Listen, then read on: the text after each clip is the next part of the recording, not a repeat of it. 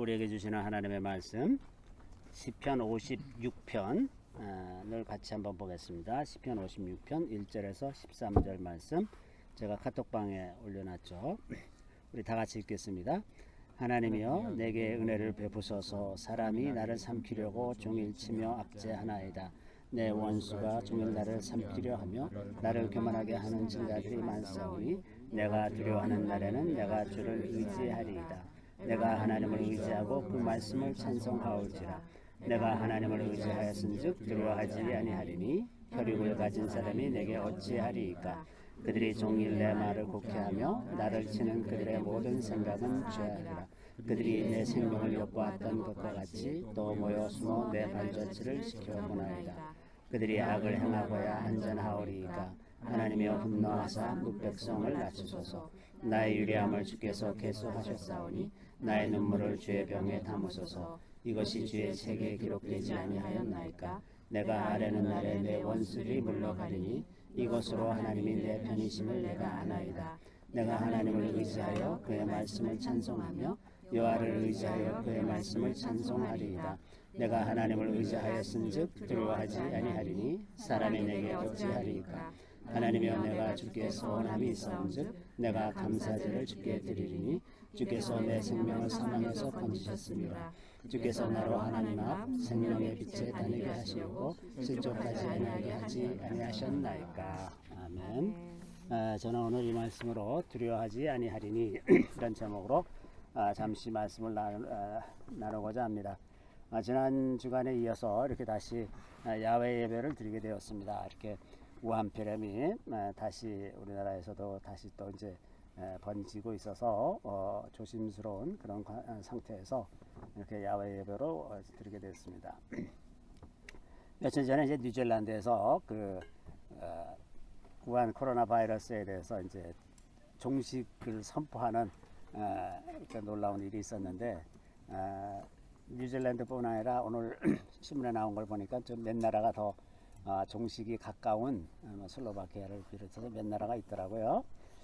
그동안에 보면 이제 대만, 홍콩, 뉴질랜드 이런 나라들이 참 성공적으로 방역을 잘 해서 대만은 어제 통계를 보니까 확진자가 443명에 사망자가 7명이고 홍콩은 1107명에 4명이더라고요.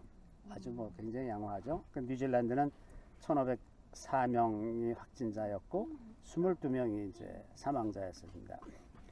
보면은 이제 이들 나라들이 다 공통점이 일찍부터 봉쇄한 나라들.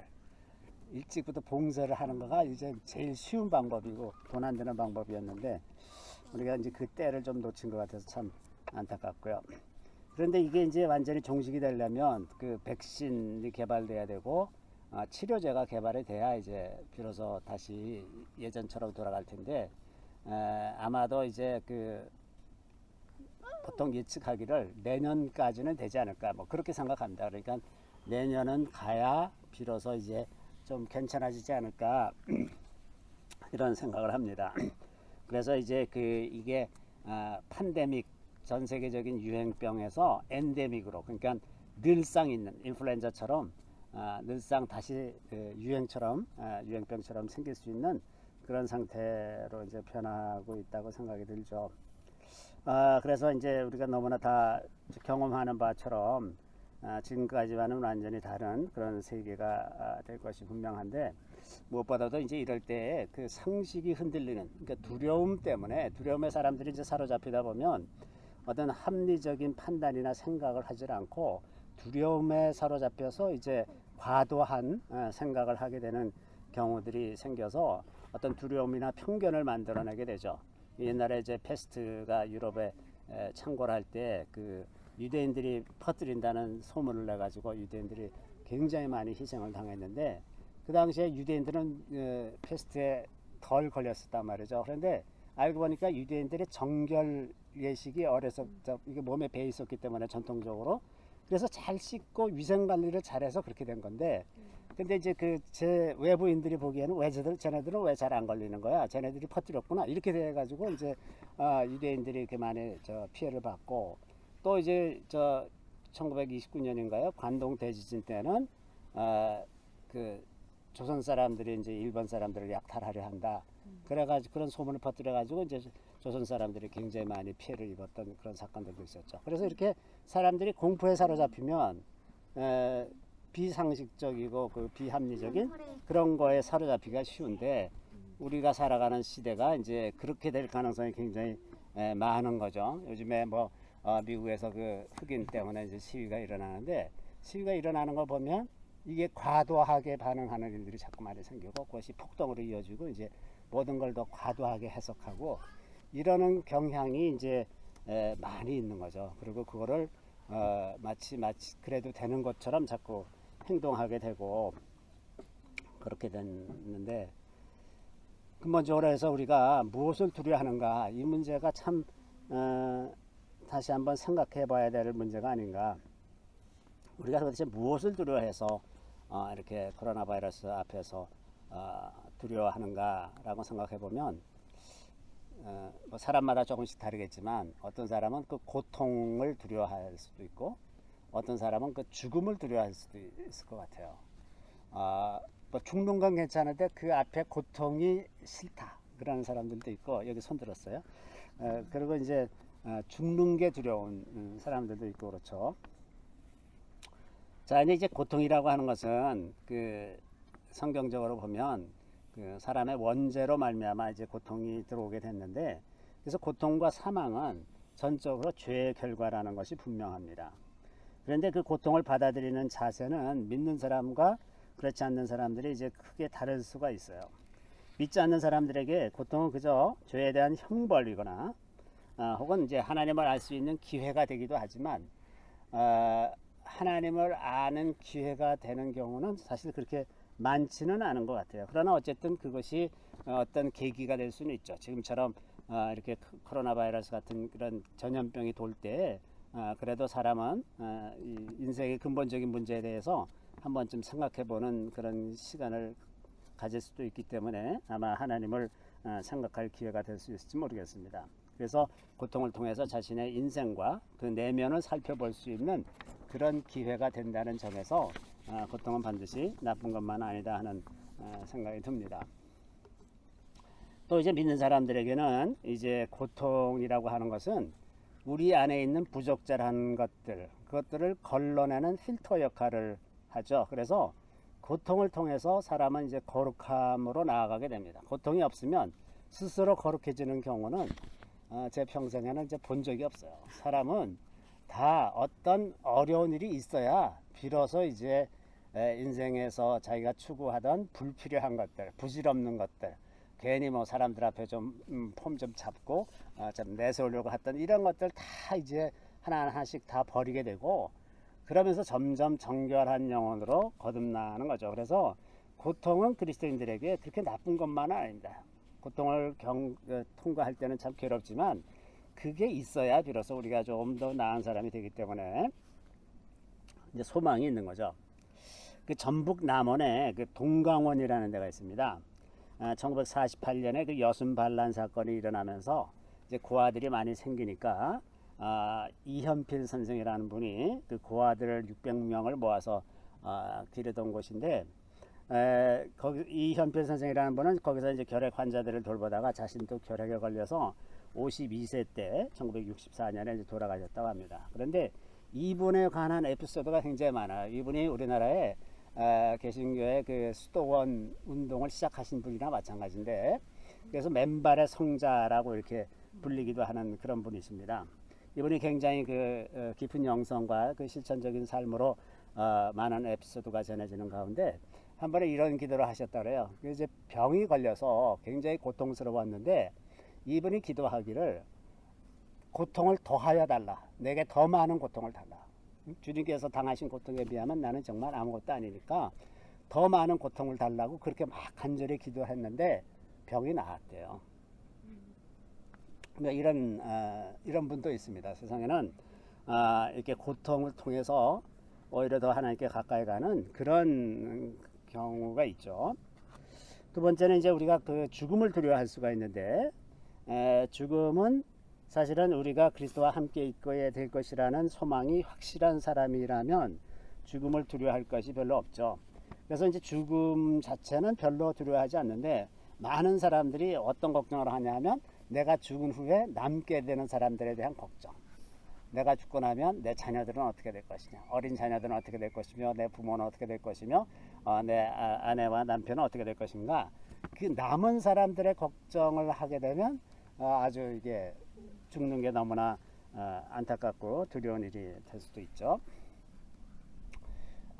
저는 이제 저희 부모님이 다 일찍 돌아가시고 저희 어머니는 제가 고3 때 돌아가시고 해서 참 힘든 세월을 젊은 시절을 참 힘들게 지냈었는데 이제 지금 와서 다시 인생을 이렇게 거꾸로 놓고 생각을 해보면 다 하나님께서 사람에게 필요한 만큼의 그런 어려움을 주시는 것 같아요. 그래서 우리가 남은 사람들 걱정을 하지만 사실은 그 남은 사람들이 감당해야 할 그 몫이 또 있는 겁니다. 그리고 하나님께서는 그런 과정에서 새로운 사람들을 만들어 가시고 새로운 인격을 만들어 가시기 때문에 반드시 객관적인 불행이 반드시 영적인 불행이 되는 것은 아니다 하는 이런 생각이 듭니다. 하나님께서는 그 성도들의 죽음을 굉장히 귀하게 생각하십니다. 그래서 성경에 보면 특히 이제 이스라엘 왕들이 어떻게 죽었나 하는 거에 관한 기록이 11개는 늘 기록이 되어 있어요. 그 왕이 어떻게 죽었나. 그래서 편안히 장지에 묻혔는지 아닌지 그런 거에 기록이 항상 있거든요. 그래서 이제 하나님께서 성도의 죽음을 귀하게 여긴다는 그런 내용이 이제 항상 있죠. 가령 아합이 아람과의 전투에서 이제 활에 맞아서 피를 흘리다가 그 병거에 이제 피가 많이 쏟아졌을 것 아닙니까? 그러다가 이제 죽었는데 나중에 그 병거를 사마리아 강으로 병거를 사마리아에 있는 데로 끌고 가서 그 강에다가 이제 씻었는데 그 피를 개들이 와서 이제 핥아먹었다 하는 기록이 있는데 그 엘리야가 이제 아합에 대해서 예언하기를 그 피를 개들이 핥게 될 것이다. 딱 그대로 나발의 포도원을 빼앗긴 나발의 피를 핥은 것 같이 아합의 피를 그렇게 핥게 될 것이다. 근데 그 말씀대로 딱 이루어진 그런 경우를 11개에 기록하고 있는데 그렇게 기록하는 것은 성도의 죽음이라는 것이 하나님 앞에서 굉장히 귀한 것이다라는 것을 반증하는 것이기도 합니다. 그런데 이제 신약에 와서는 제자들이 그 죽는 방식에 관해서는 굉장히 비참한 방식으로 많이 죽었죠. 우리가 잘 아는 대로 베드로는 거꾸로 매달려 죽었다든지 스데반은 돌에 맞아 죽었다든지 바울은 이제 목이 칼로 이제 목을 쳐서 이 목이 3번 튀었다 그러잖아요. 그래서 3번 튄 곳마다 이제 그 피가 떨어진 곳마다 샘이 솟아나서 그랬다는 전설이 있습니다. 그래서 아직도 거기에 기념교회가 있고 그러는데 그 성경에 시편 116편 15절에 보면 하나님께서 성도의 죽음을 귀하게 여기신다는 말씀, 이런 말씀이 있습니다. 그의 경건한 자들의 죽음은 여호와께서 보시기에 귀중한 것이로다. 성도의 죽음은 하나님께서 귀하게 여기시는 것이고, 그래서 성도의 죽음까지도 하나님은 사용하셔서 뭔가를 이루실 수가 있습니다. 가령 삼손은 죽을 때 죽인 블레셋 사람들의 숫자가 살아생전에 죽인 사람들보다 훨씬 더 많았다 그러거든요. 그러니까 죽을 때에도 얼마든지 하나님은 그 죽음을 통해서 많은 일을 하실 수가 있다는 것을 알 수가 있죠. 우리나라 양화진에도 가보면 선교하러 이 알지도 못하던 나라 이 조선까지, 미국에서 조선까지 와서 허망하게 한 달 만에 죽고 이런 사람들도 이제 간혹 있어요. 그런 사람들 보면 참 죽음이 너무 헛되다 이렇게 생각이 들지만 하나님께서는 그 사람의 죽음을 통해서 더 많은 사람들을 불러일으키고 그 혼자서는 할 수 없었던 만큼의 많은 일을 여러 사람들이 와서 하면서 오히려 더 한 사람의 죽음으로 인해서 더 크고 많은 일들을 하게 되는 경우들을 많이 보게 됩니다. 그래서 하나님은 성도들의 죽음을 분명하게 사용하신다는 것이 이제 우리가 알 수가 있고, 그래서 성도의 죽음이 어떤 방식으로 죽느냐, 뭐 어떻게 사람이 보기에 그 비참하게 죽은 건지 잘 죽은 건지 그것이 중요한 것이 아니라 그 죽음의 결과가 무엇이냐, 그것이 참 중요하다고 생각이 듭니다. 지난 월요일 날 제가 참 아주 안타까운 소식을 들었어요. 그 은혜선민교회 그 최윤선 목사님이 코로나에 감염이 됐다는 거예요. 근데 이제 그분은 당뇨와 고혈압이 있기 때문에, 그리고 건강이 이렇게 썩 좋지가 않으세요. 그래서 너무나 그 마음이 염려가 되고 안 좋아서 그때부터 이제 기도를 하는데, 지금 그 은혜선민교회 그분뿐만 아니라 이제 뭐 마랏 목사님, 그 주일날 설교하시는 목사님이나 우리 교회에도 왔었던 그 갈리아 사모님, 또 무슨 한 10여 명의 다른 성도들, 제가 아는 것만 한 13명 정도가 지금 감염이 돼 있어서 어떤 각도로 생각할 때는 하나님이 좀 안전하게 지켜주셨으면 얼마나 좋았을까, 그런 생각을 하다가도 제가 이제 그 하루 이틀 계속 기도를 하다 보니까 처음에는 이제 그 마음이 안 좋고 그랬다가 한 수요일쯤 되면서부터는 점점 희망으로 이게 바뀌더니 지금은 점점 어떤 생각이 드냐면 하나님께서 그때 하신 말씀이, 너희들이 그동안 너무 일을 많이 했다, 너무 일을 많이 하려고 그런다, 좀 더 나를 의지했으면 좋겠고 내가 하는 일을 너희들에게 보여주기를 원한다, 이제 그러셨었는데, 이 과정을 통해서 굉장히 놀라운 일을 하실 것 같은 생각이 자꾸 드는 거예요, 점점 더. 그래서 예를 들어서 뭐 여러 가지 방법이 있겠지만, 예를 들어서 이분들이 다 살아나서 그 사람들이 보기에 정말 이게 도대체 이 교회는 웬일이냐, 거기가 지금 의료시설이 없기 때문에 무슨 입원해 있는 상태가 아니라 각자 자기 집에서 병원에서 처방해주는 약을 집에서 먹는 거예요. 그러니까 뭐 가령 호흡이 뭐 잘못됐다거나 이러면 무슨 인공호흡기를 낀다거나 이런 건 아예 생각을 못해요. 그냥 죽어야 되는 거야, 호흡이 잘못되면. 그러니까 얼마나 열악해요. 우리나라하고 뭐 비교가 안 될 정도로 그 열악하고, 그 약도 그 비싼 약은 못 쓸 테니까 약을 제대로 주기나 하겠어요. 이제 굉장히 열악한 상황인데, 그런 상황에서 하나님이 하시는 일을 나타내신다면 이 죽음과 같은 그런 위협일지라도 얼마든지 하나님이 하나님의 목적을 위해서 사용하실 수 있을 거다, 그런 생각이 많이 듭니다. 그래서 이 죽음이라고 하는 것은 죽음 자체만으로 그 사람의 인생이 어땠었는지 이렇게 함부로 평가할 수 있는 것이 없다. 우리가 함부로 사람의 죽음에 대해서 그 사람은 죄를 많이 져서 저렇게 비참하게 죽는 거야, 이런 말을 할 수가 없다는 거죠.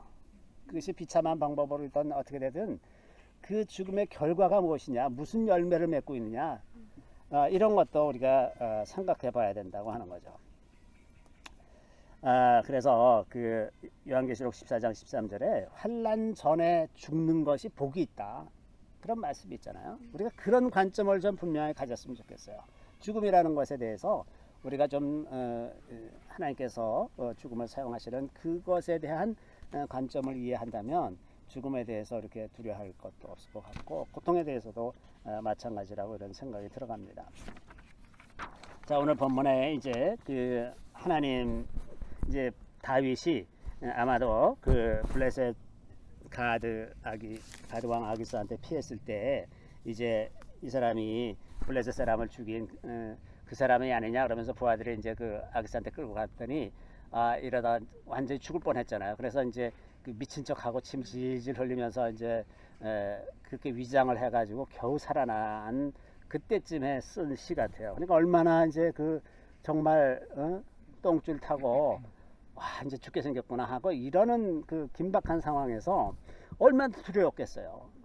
얼마나 두려웠겠습니까? 그래서 이제 오늘 본문 3절에 보면 내가 두려워하는 날에는 내가 주를 의지하리라, 이걸 이렇게 입으로 말을 끄집어내는 것은 너무나 두려웠기 때문에 그렇죠.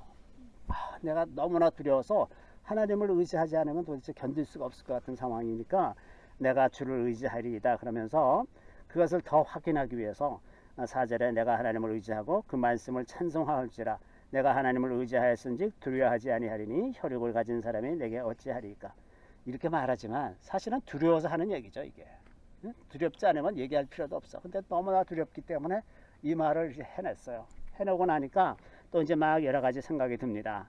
그래서 이제 대적들이 하나님 대적들이 나한테 이렇게 하려고 그래요. 그런 말을 하나님 앞에 할 생각이 났어. 그래서 5절에서 7절에 이제 그런 말씀을 하고 그러고 나니까 이제 자기가 지내온 날들이 또 생각이 나서 8절에 나의 유리함을 주께서 계수하셨사오니 내가 얼마나 그동안 떠돌면서 이 사울에게 쫓겨갖고 떠돌면서 억울한 이 누명을 쓰고 이렇게 쫓겨다니는 그래서 내가 얼마나 많은 눈물을 흘리면서 살았는지 주님 다 아시지 않습니까? 이게 이제 두려움에서 약간 벗어나니까 하나님께 기도할 내용들이 생각나고 그것들을 이제 토로하는 거죠. 너무나 두려움에 사로잡히면 아무 생각도 안 나고 꼼짝도 못 하잖아요.